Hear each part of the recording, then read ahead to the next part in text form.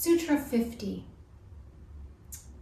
Tajja samkaro nya saṁskāra pratibandhi. Born of it, impression, of other impressions, preventer, that which stands in the way of. The impression produced by it, sabīja samadhi, stands in the way of other impressions.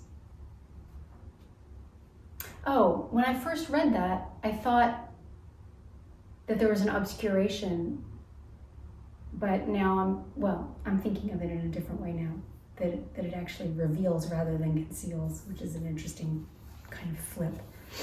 In sabīja samadhi, the citta is always molded upon a particular pattern. I always say peculiar. Let me start again. In sabīja samadhi, the citta is always molded upon a particular pattern. This pattern being determined by the seed, which is the object of samyama. The control of the will over the mind is so complete that it is impossible for any external distraction to produce the slightest alternation in the impression created by the object. The nature of the object will be different according to the stage of samadhi, but an object must always be there, and this prevents other ideas from taking possession of the mind.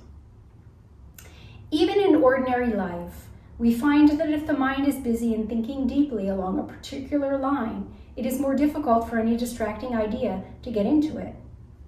The deeper the concentration, the greater the difficulty of any such idea gaining entrance into the mind. But the moment the mind ceases to function under the control of the will and is in a relaxed condition, all kinds of ideas which were kept in abeyance in the subconscious mind begin to appear in the conscious mind. Something similar, though at a much deeper level, would take place if the impression created by the seed in saprajnata samadhi is removed before the capacity to keep the mind equally alert and concentrated in the condition of void is acquired. The sudden entry of all kinds of ideas in an uncontrolled manner on account of the vacuum which would be produced may lead to all kinds of serious complications. It will be seen, therefore, that samprajnata samadhi is not only a means of acquiring knowledge and power in the different realms of prakriti, but also for gaining the final objective of self-realization. 4. It is only after sufficient practice of samprajnata samadhi that the corresponding asamprajnata samadhi can be practiced.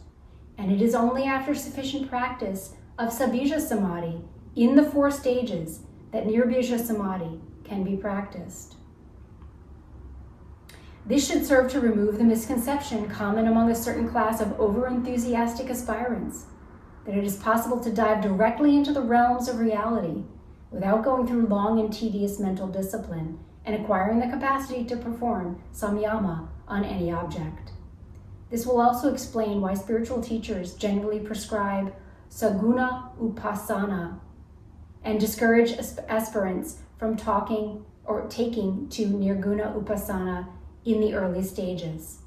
The problem of spiritual life and self-realization would be all too easy if aspirants had only to sit down and make their minds empty in the ordinary way.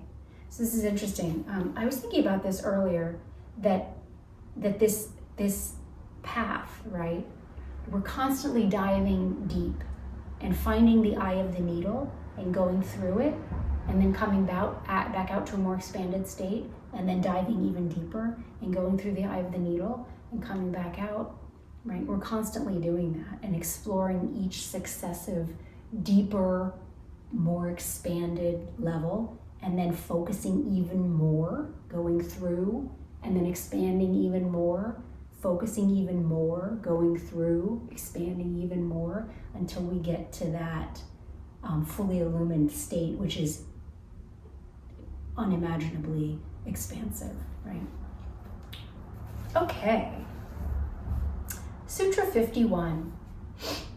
Tasyapi nirode sarva nirodhan nirbīja samadhi. Of that also on suppression, inhibition of all, by suppression, seedless, subjective samadhi. On suppression of even that, owing to suppression of all modifications of the mind, seedless samadhi is attained. When the capacity to perform samyama has been acquired and the yogi can pass easily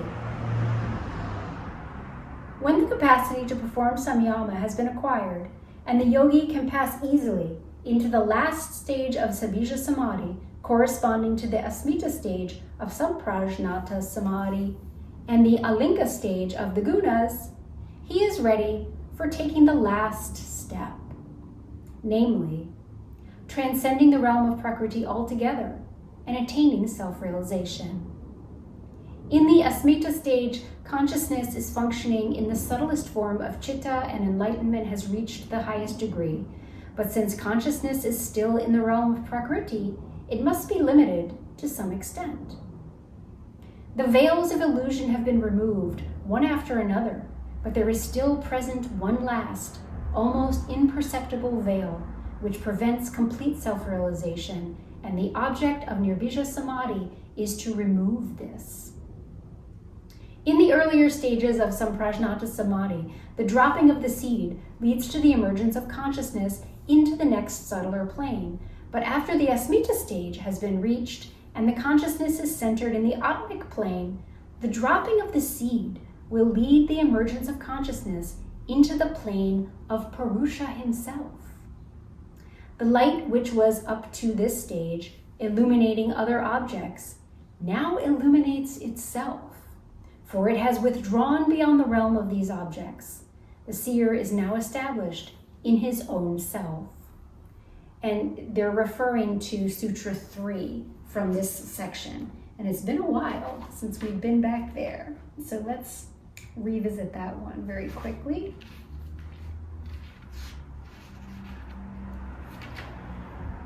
Tada drashtu svarupe vashtanam. Then the seer is established in his own essential and fundamental nature. Okay. It is impossible to imagine this state in which the light of consciousness illuminates itself instead of illuminating other objects outside itself. But the student, at least, should not make the mistake of imagining it as a state in which the yogi finds himself immersed in a sea of nebulous bliss and knowledge. Each successive stage of unfoldment of consciousness increases tremendously its vividness and clarity and brings about an added influx of knowledge and power. It is absurd to suppose, therefore, that in the last stage, which marks the climax of this unfoldment, consciousness lapses suddenly into a vague and nebulous state. It is only the limitations of the vehicles through which we try to visualize this state which prevent us from comprehending it, even to a limited extent. When the vibrations of sound become too rapid, they appear as silence. When the vibrations of light become too fine, they appear as darkness. In the same way, the extremely subtle nature of this transcendent consciousness of reality appears as a void to the mind. The explanation given above should enable the student to understand clearly the relation between nirbīja samadhi and asamprajñāta samadhi.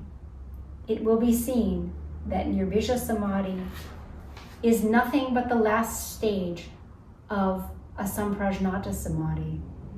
It differs from the previous asamprajñāta samadhis in that there is no deeper level of citta into which consciousness can withdraw.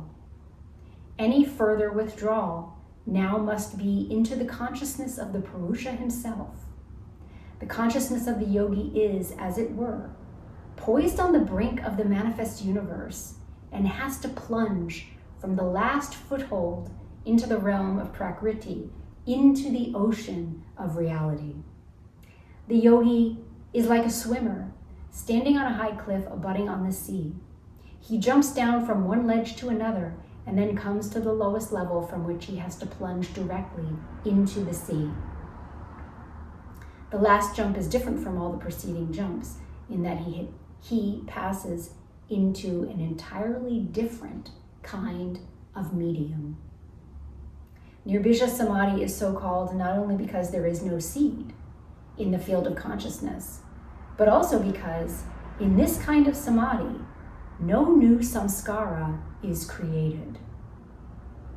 One characteristic of a seed, namely its complex and multi-layered nature, has already been referred to in Sutra 42 and provides the reason for calling the object of samyama in samadhi a seed. But another characteristic of a seed is that it reproduces itself when sown in the ground. This potentiality to reproduce themselves under favorable conditions is also present in the seeds of samprajñata samadhi. In nirbīja samadhi, there being no seed, no saṁskāras can be produced. Not only no fresh saṁskāras can be produced, but the old saṁskāras of sabīja samadhi are gradually dissipated by paravairagya and partial contact with the purusha. And they're referring to section 4, Sutra 29, and I will jump there in a moment. The consciousness thus gradually becomes free to function unburdened by the kind of samskaras which tend to draw it back into the realm of prakriti. Nirbija samadhi, the story I just told, was that in the last video? I think it was. I ended up being drawn back into the realm of prakriti.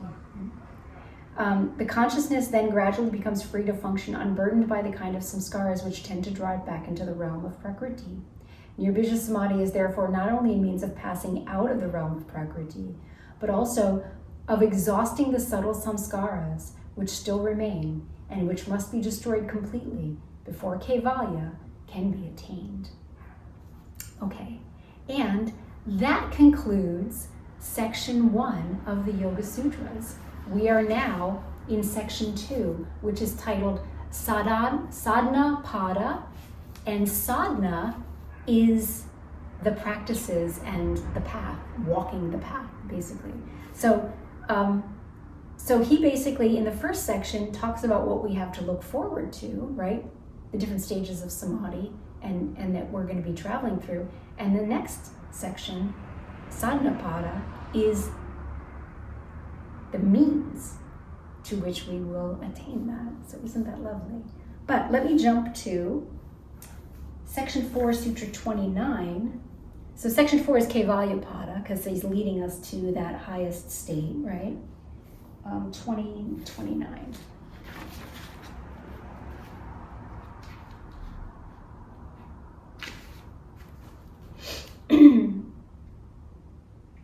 Sutra 29.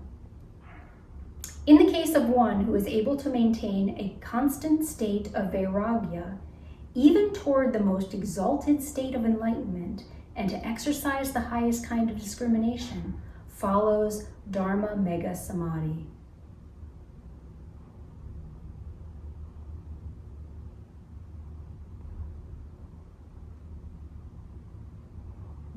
Detachment. So you have to detach even from the most exalted state of enlightenment and exercise the highest kind of discrimination, following Dharma Mega Samadhi. Isn't that interesting? So beautiful. Really, really beautiful. Okay, so let me read, as we are in the habit of doing, the first sutra in Sadhana Pada, but I'll actually start that section in the next video, okay? Austerity, self-study, and resignation to Ishvara constitute preliminary yoga. All right, thank you for joining me today. Until next time.